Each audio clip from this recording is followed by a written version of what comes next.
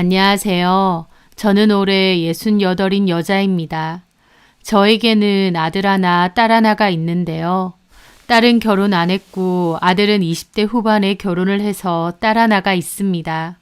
저에게는 눈에 넣어도 아프지 않을 손녀죠.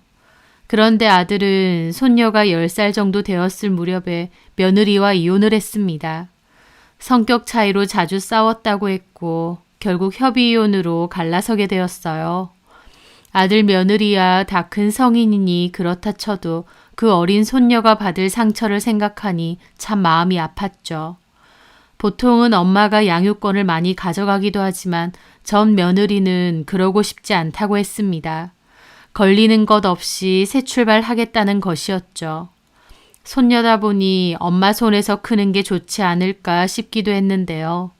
애엄마 입에서 자식을 두고 걸리는 것 없이 라고 표현하며 새 출발하겠다는데 이제 남남이긴 하지만 참 끝까지 정 떨어진다 싶었죠. 제 입장에서도 귀한 손녀 그런 엄마 밑에서 눈칫밥 먹으면서 키우게 할 생각 없었습니다. 그래서 아들더러 시연이는 내가 돌봐줄 테니 당장 데리고 오라고 했죠. 그렇게 아들 내에는 갈라섰고 직장일 하는 아들 대신해서 손녀는 제가 많이 키웠습니다.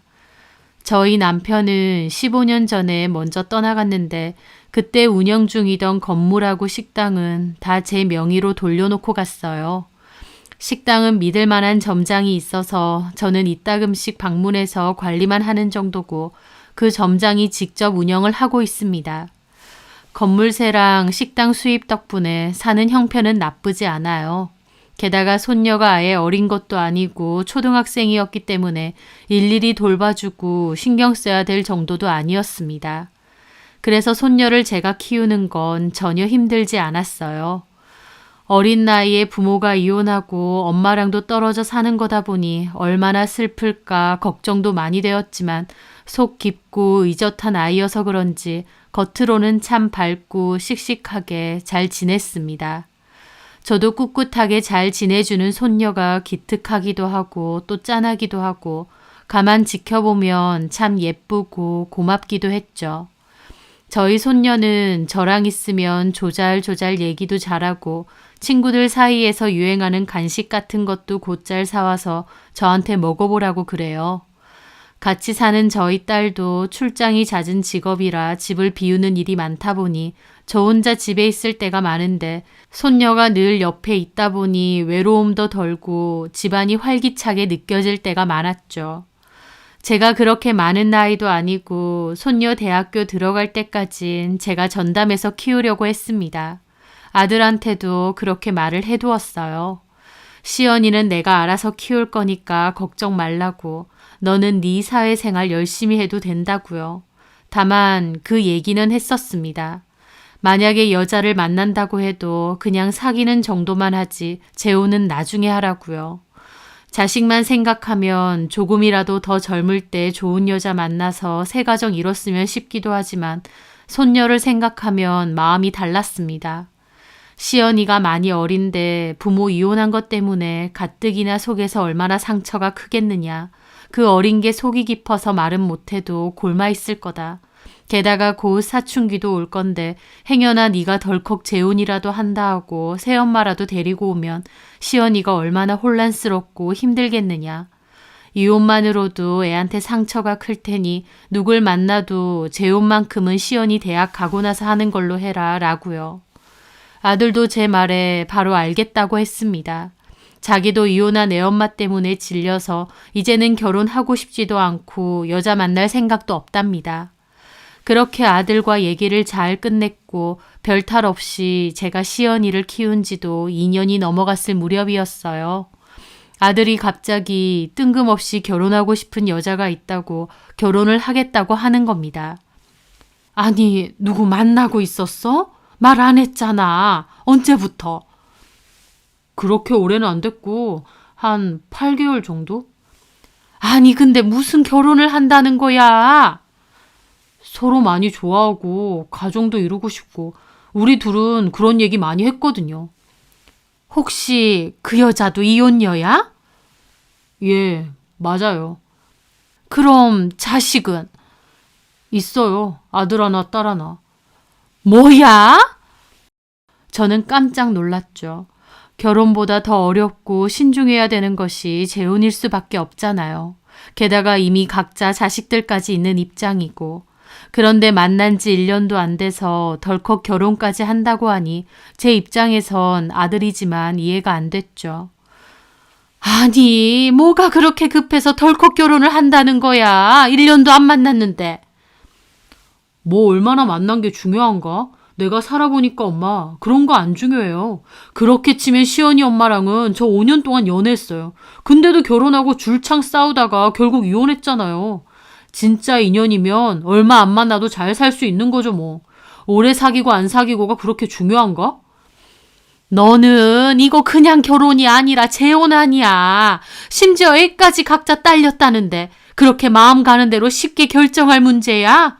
너네 둘만 있으면 너 알아서 하라고 하겠다. 근데 그게 아니잖아. 너도 시연이가 있고 그 여자도 자식이 둘이나 있다며.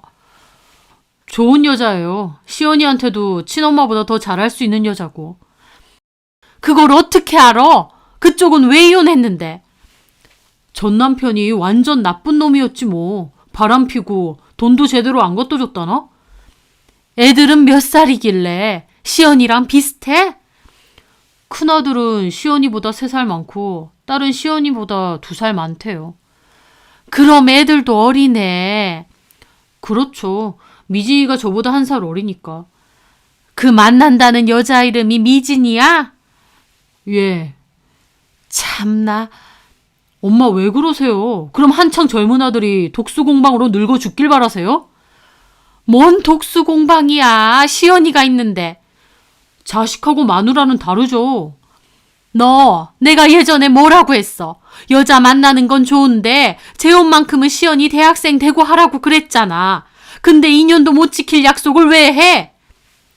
아, 앞길 제가 어떻게 알았겠어요. 그땐 저도 진짜 결혼이라면 치가 떨렸다고요. 시연이 엄마 때문에. 근데 저도 미진이 만나서 다시 마음 떨리고 결혼하고 싶어질지 몰랐죠. 아휴, 왜 자꾸 그러세요? 다 큰 아들이 알아서 판단해서 결혼한다는데. 너는 시연이 생각은 안 하냐?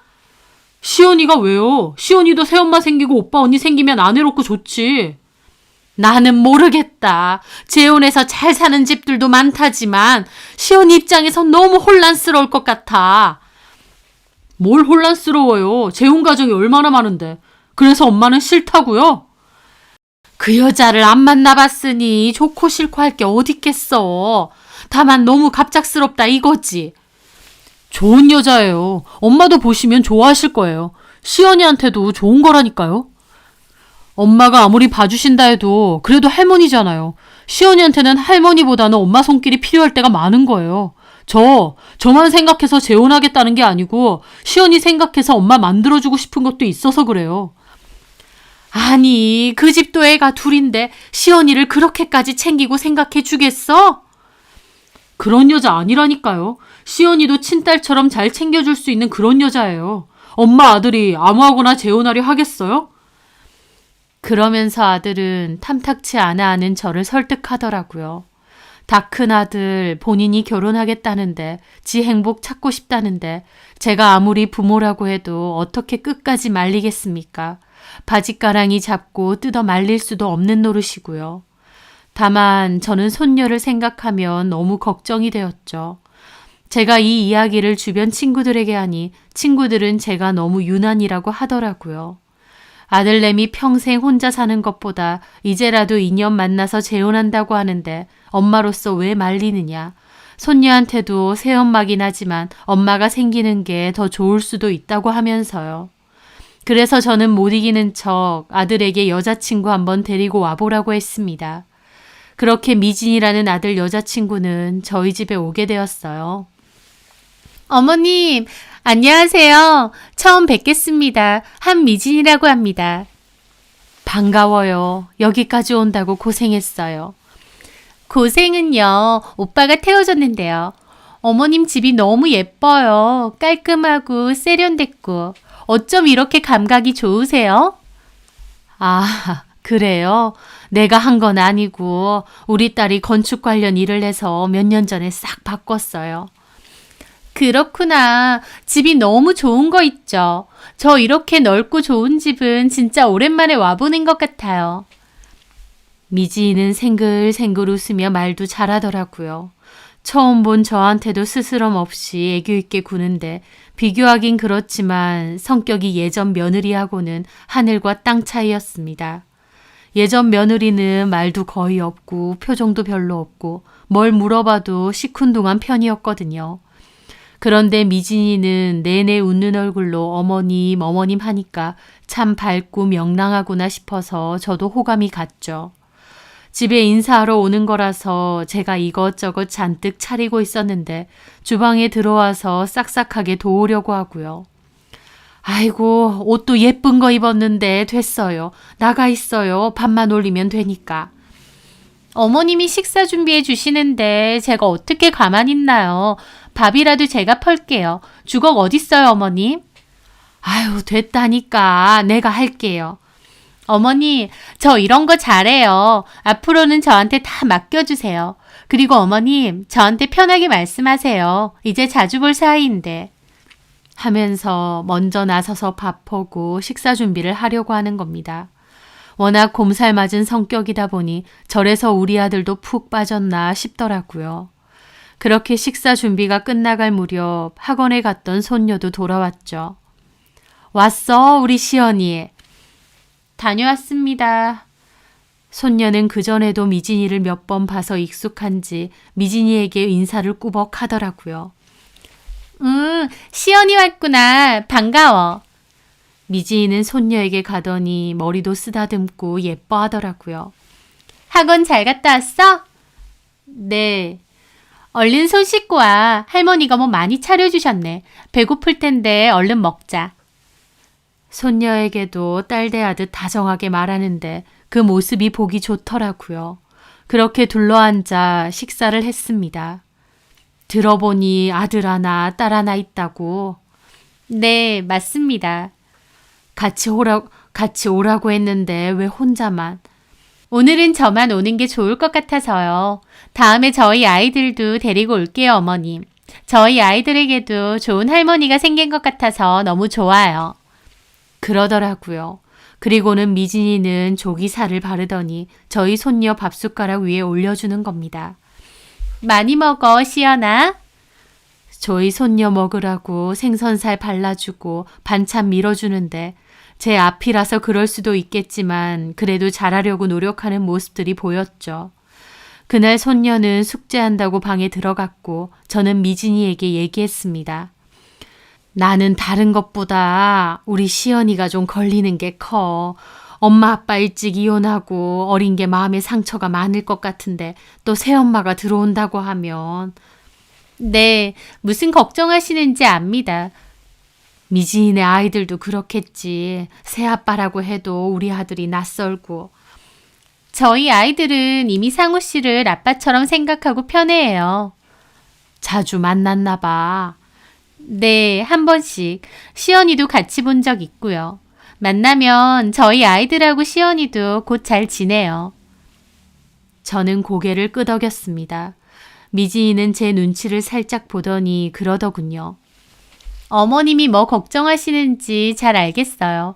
그런데 걱정하지 마세요. 저 시연이를 제 셋째 딸이라고 생각해요. 착하고 의젓하고 참 좋아요. 마음이 가고. 그래?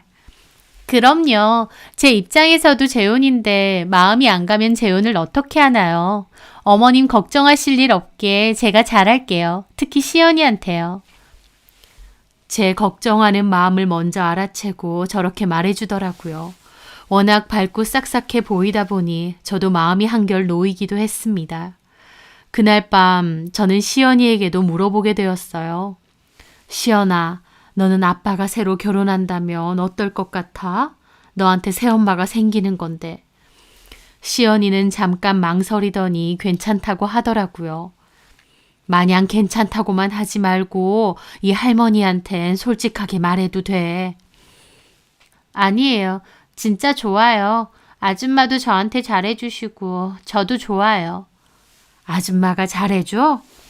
네, 많이 챙겨주고 저 먹고 싶어 하는 것도 잘 사다 주세요.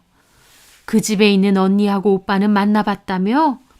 네, 전에 한번 저한테 잘해줬어요. 저도 좋아요. 손녀는 좋다고 웃어 보였는데 저는 그 모습이 더 마음이 아팠죠. 그 어린 게 친엄마도 아닌데 뭐 얼마나 좋겠나요. 그냥 아빠가 워낙 아줌마를 좋아하고 결혼하고 싶어하는 티를 내다 보니 그 어린 마음에도 좋은 게 좋을 것 같다 싶어 그런 거겠죠. 저는 시연이에게 네가 원하면 너는 할머니랑 계속 살자고 했는데 시연이는 아니랍니다. 결혼하면 자기는 아빠랑 새엄마랑 그 집 가서 살 거랍니다. 그래서 저도 알겠다고 다만 언제든지 다시 오고 싶으면 할머니한테 말하라고 했죠. 그렇게 저도 결혼 허락을 하게 되었고 아들과 미진이는 결혼을 하게 되었어요. 저는 이왕 허락하는 거 결혼하는 것도 도와주자 싶었죠. 그래서 제가 세놓고 있는 집이 있었는데 계약이 마침 끝나서 그 집에 아들 내외 들어가서 살라고 했습니다. 아들은 이혼 후 혼자 사택에서 계속 지냈었는데 재혼할 신혼집은 제가 마련해 준 거죠.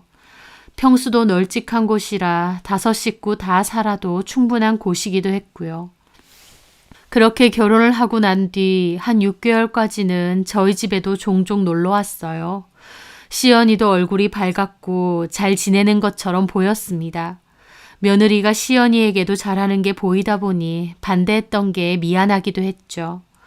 그렇게 6개월 정도 지나고부터는 각자 사는 게 바쁘니 저희 집에는 이전처럼 자주는 않았어요. 애들도 학교 다니느라 바쁘다 보니 이해했고 모두 잘 지내는 것 같아서 다행이라고 생각했습니다. 그런데 결혼한 지 1년 정도 지났을 무렵이었어요. 시연이도 볼 겸 아들네 놀러 간다고 했던 저희 딸애가 다음날 보니 표정이 안 좋아져서는 뭔가 골똘히 생각하고 있는 겁니다. 무슨 고민을 그렇게 해? 엄마, 나 어제 오빠네 갔다 왔잖아. 근데 아무래도 시연이가 왜? 아니, 요즘 날씨 많이 춥잖아. 내가 시연이한테 간식 사준다고 나가자고 했거든. 근데 애가 옷을 꺼내는데 이 추운 날씨에 패딩도 아니고 뽀글이 하나 입는 거야. 그것도 너무 낡고 큰 걸로. 뽀글이? 그 점퍼 같은 거? 그래서 시연아 그거 말고 추우니까 패딩 입고 가자 그랬는데 패딩이 없대. 그것만 입고 다닌대. 뭐? 옷이 없어? 너무 어이가 없는 거야. 오빠네가 돈이 없는 것도 아니고 애 옷이 그게 뭐냐고. 한겨울에. 근데 더 어이없는 건 가만 보니 새언니네 애들 있잖아. 엄청 비싼 패딩을 입고 있는 거야. 그게 하나에 얼마짜린데. 뭐야?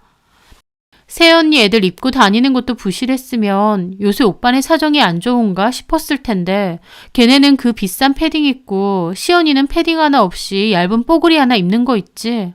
게다가 그 뽀글이도 산 것도 아니고 어디서 갖고 온 건지 사이즈도 시언니한테 너무 크고 해진 거야. 저는 딸의 말을 듣고 속이 철렁했습니다. 정말 시언니 옷이 그거밖에 없다고? 게다가 또 이상한 게 시연이 방에 수건 하나가 걸려 있는 거야. 무슨 수건? 만졌더니 신내도 나고 축축해. 그래서 내가 시연아 쓴 수건을 왜 여기 올려놨어? 그랬더니 계속 쓰는 거래. 자기 방에 놔두고. 저는 딸의 이야기를 들으며 깜짝 놀랐죠. 그게 뭔 소리야? 시연이만 따로 쓰는 수건이라는 거야. 다른 가족들은 화장실에 걸어놓은 수건 같이 쓰면서 시연이한테만 수건을 따로 준 거지. 그것도 제대로 안 빨아주니까 축축하고 냄새나고 이게 언제부터 있었던 건지도 모르겠더라고. 내가 너무 어이가 없어서 이 집에선 수건을 다 따로 쓰냐고 했더니 시연이 하는 소리가 자기만 따로 쓴대. 새엄마가 그렇게 하라고 했다면서. 뭐가 어째? 새언니가 우리 집 오면 시연이 잘 챙기잖아. 그래서 몰랐는데 어제 그 집 가보니까 애 표정도 안 좋고 새언니 눈치도 자꾸 보는 것 같고 애가 자꾸 말라가는 것 같기도 하고 뭔가 좀 이상해 엄마. 시연이 그 집에서 구박받는 거 아닐까? 저 그 말 듣고 피가 거꾸로 솟더라고요. 그래서 당장 그 집 가서 따지려고 하다가 일단 참았어요. 딸이 직접 느끼긴 했지만 앞뒤 사정을 정확히 모르니까 일단 아들을 불러다가 자초지종 물어봐야겠다 싶었죠. 그렇게 저는 아들에게 전화해서 퇴근하고 당장 집으로 오라고 했습니다. 며느리도 같이요. 애들 말고 니들만 오라고 했어요.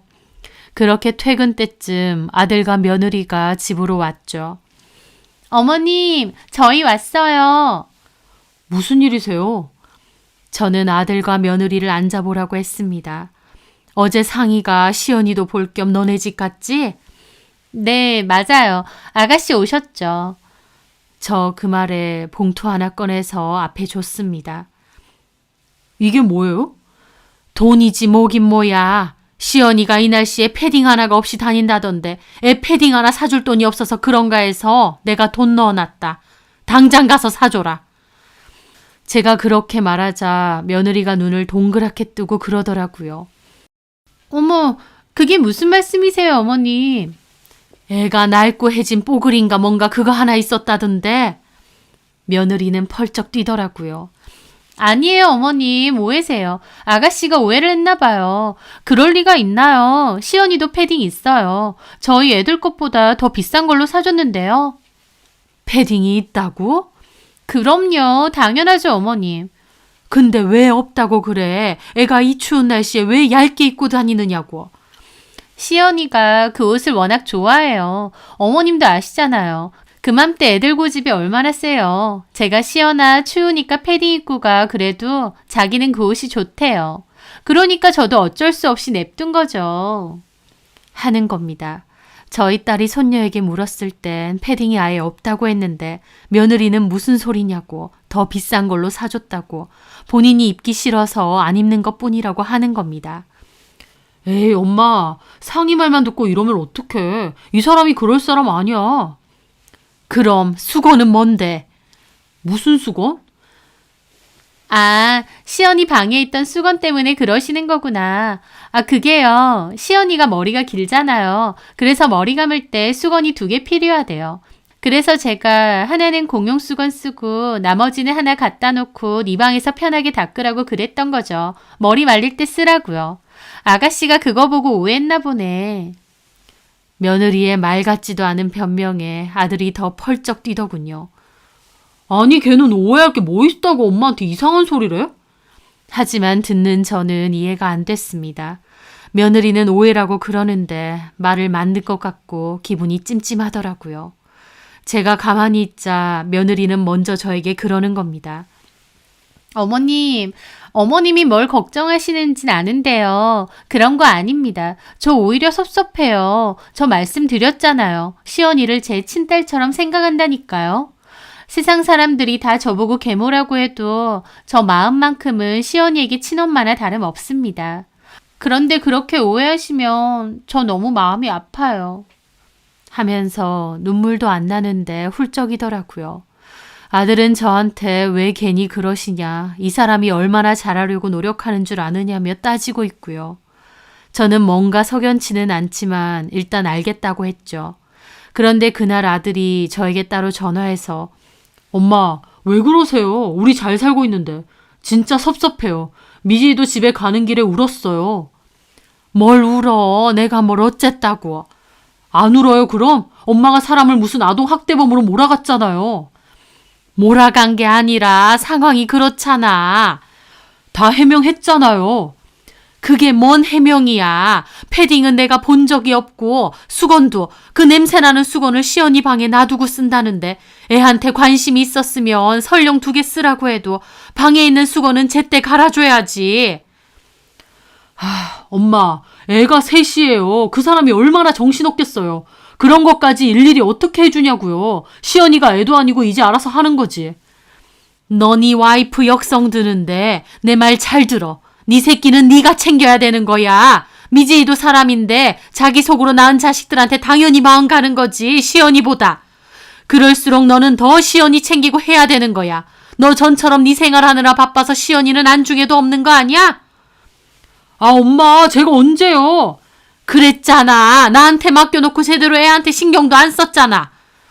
엄마, 내가 시연이 아빠인데 그렇게 하겠어?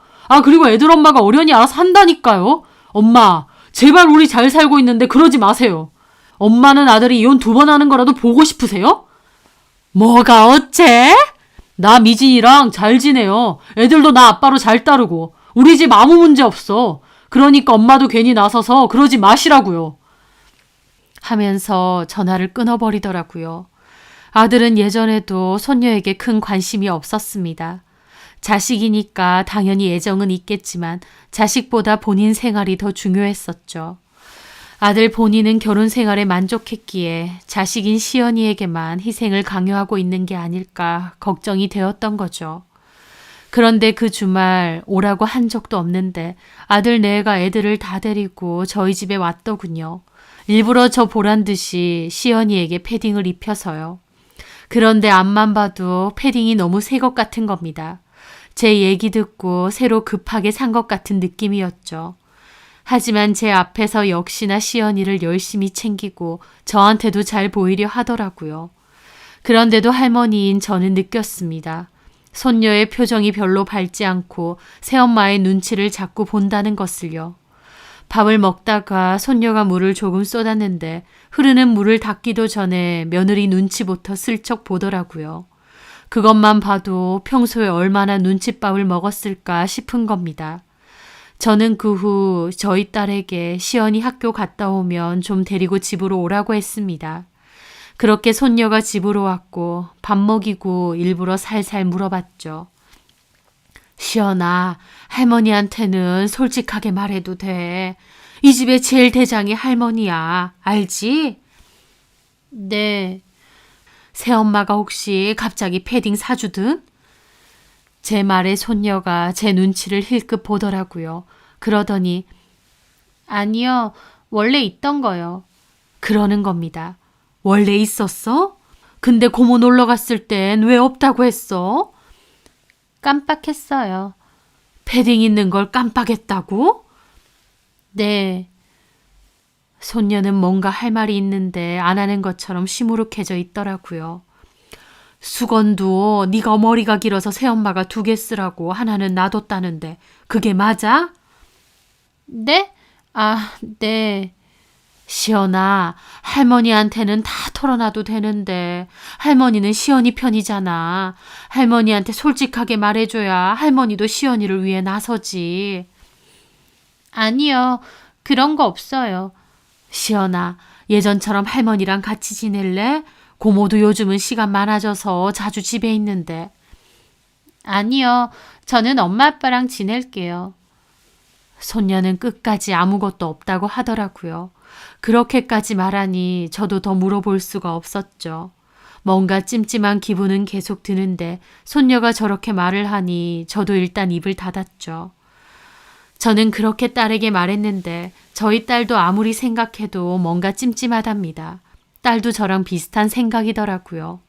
결국 딸이 시연이를 따로 불러내서 진지하게 얘기를 한다고 했답니다.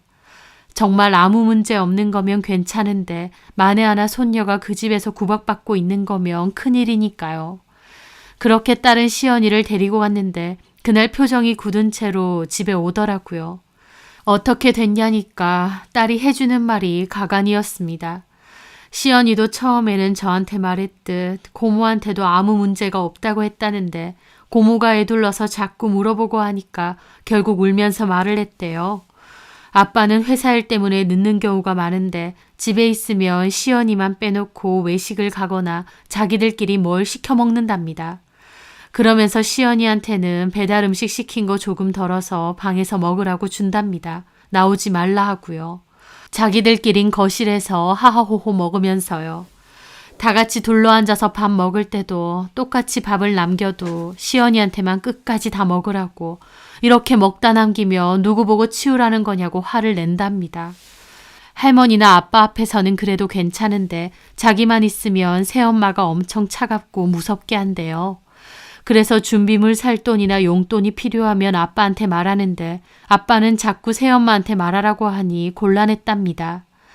그래서 제가 한 번씩 시연이한테 용돈을 주는데 그거 모아놓은 걸로 쓴 적도 많대요.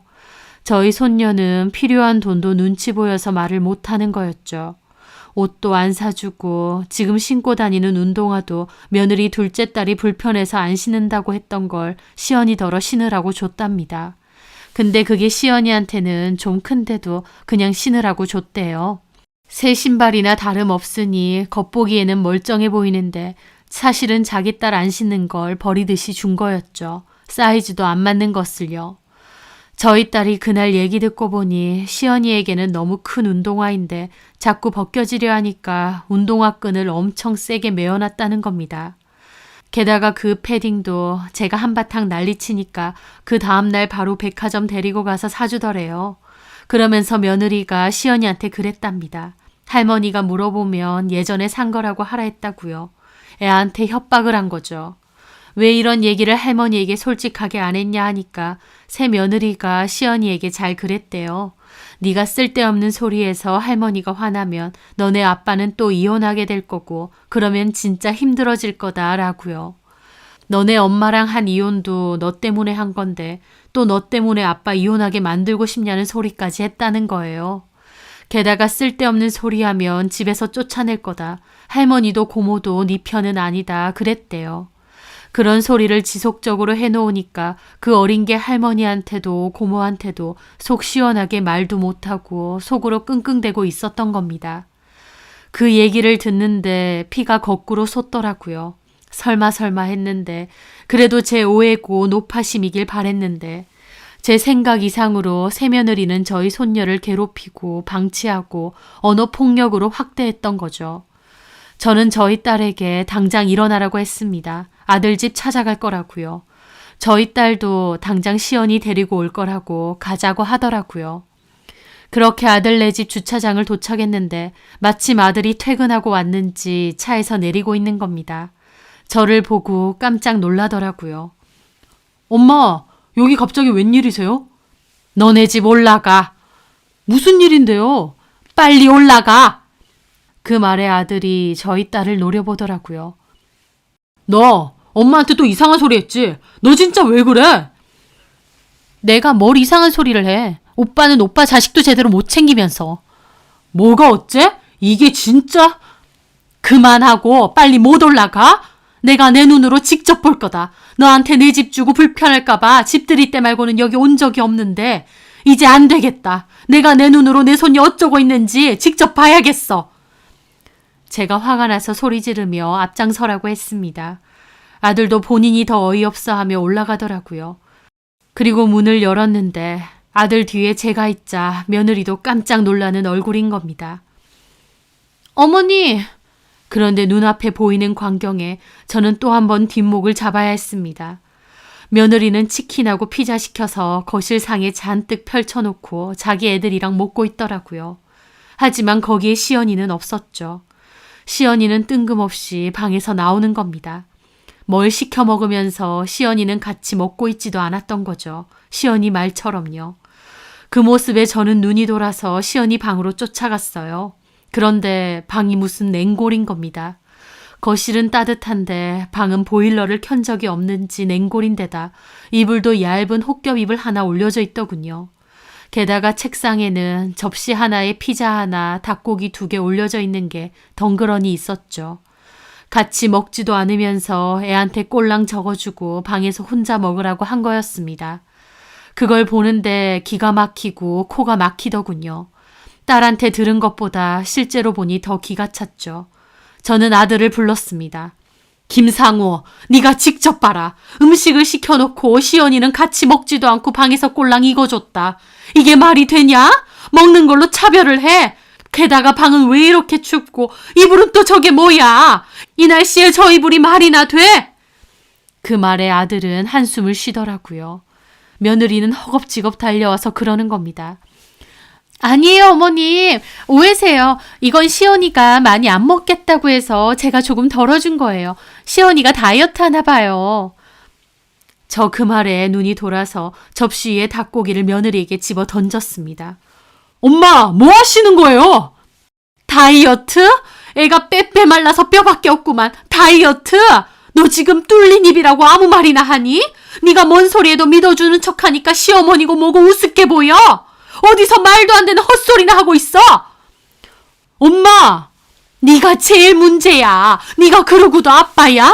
네 새끼는 네가 똑바로 보라고 했지. 야, 이 등신 같은 놈아. 네 새끼는 이 능골 같은 방에서 혼자서 이러고 있는데 너는 애비라는 놈이 이렇게 자식한테 무관심해. 이러려고 재혼했어? 내가 시연이 놔두고 너 혼자 결혼하라고 했지. 아, 지가 그러겠다고 했다잖아. 지가 안 먹는다는데 왜 이 사람한테 그래? 라면서 며느리 역성들며 저한테 따지고 드는 겁니다. 그러더니 야, 김시연, 네가 말해봐. 네가 새엄마한테 이것만 먹겠다고 한 거지? 맞지? 그 말에 시연이가 울먹거리더니 고개를 끄덕이는 겁니다. 맞다잖아요. 왜 내 집 와서 이렇게 행패 부리는데? 아, 당장 나가요. 아무리 엄마라고 해도 이건 아니지. 잘 살고 있다는데 왜 자꾸 와서 트집이냐고.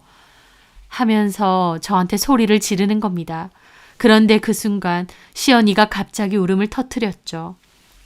할머니한테 소리 지르지 마. 사실 나 다이어트 한 적 없어. 새엄마가 이거나 먹으라고 주고 갔어. 방에서 나오지 말라고.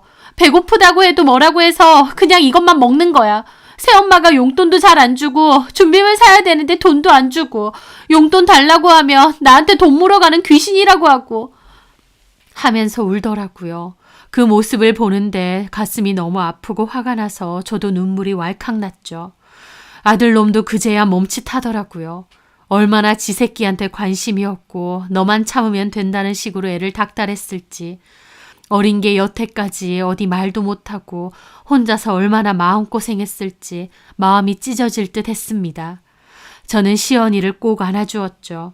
내 소중한 손녀가 여기서 눈칫밥 먹으며 외롭고 서럽게 살았을 생각을 하니 저도 자식이고 뭐고 더 이상은 못 참겠더라고요. 저는 딸에게 시연이 짐 대강 챙겨서 시연이 데리고 나가 있으라고 했습니다. 이제부터 시연이는 내가 키울 거다. 아, 엄마! 시끄러. 너는 아빠 자격도 없어. 어디 여자한테 미쳐가지고 자식은 밥을 굶든지 말든지 관심도 없이 내팽겨쳐. 내가 시연이 데리고 갈 테니 그런 줄 알아. 아, 엄마 잠깐만요. 이렇게 가시면 안 되죠. 애를 왜 데리고 가시는데요? 그렇게 아들이 저를 말리는데 뒤에 있던 며느리가 아들 팔을 잡는 겁니다. 오빠, 어머님이 그렇게 하고 싶으시다는데 어떻게 해. 일단 시연이 보내놓고 나중에 다시 얘기하자.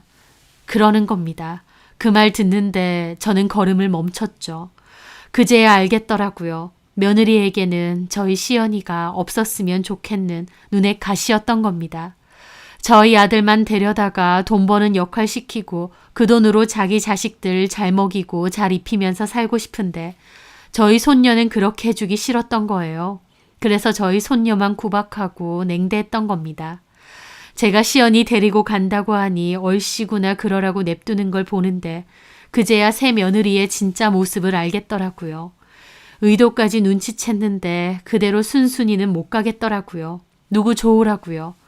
그래서 혹시나 해서 챙겨왔던 계약서를 가방에서 꺼냈습니다. 그 계약서는 아들에게 이 집 살게 해주면서 임시로 썼던 계약서였어요.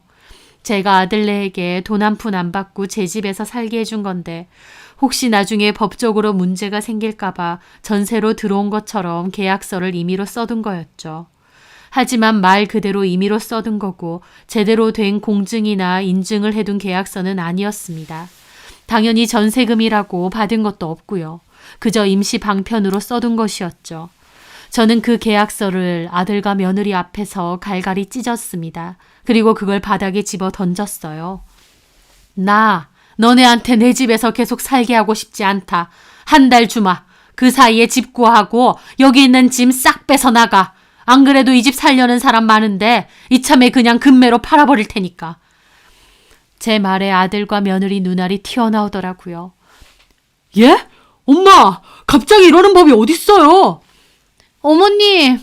이러는 법이 뭔데? 내가 너 결혼할 때 뭐라고 했냐?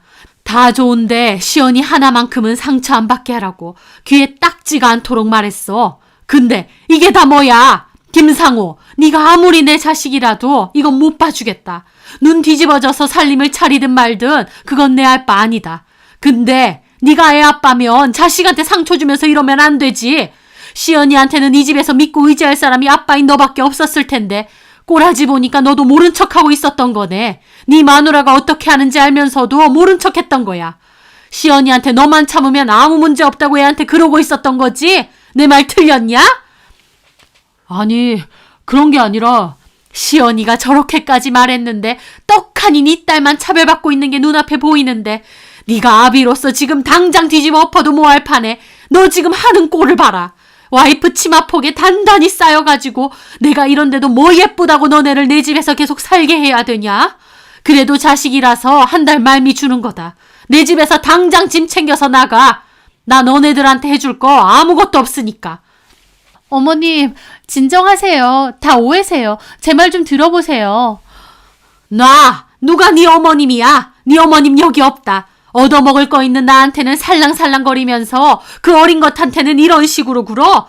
가증스럽기는. 니들끼리 그러고 살아. 나는 너네 안 보고 살 거니까. 다만 내 집에서는 당장 나가.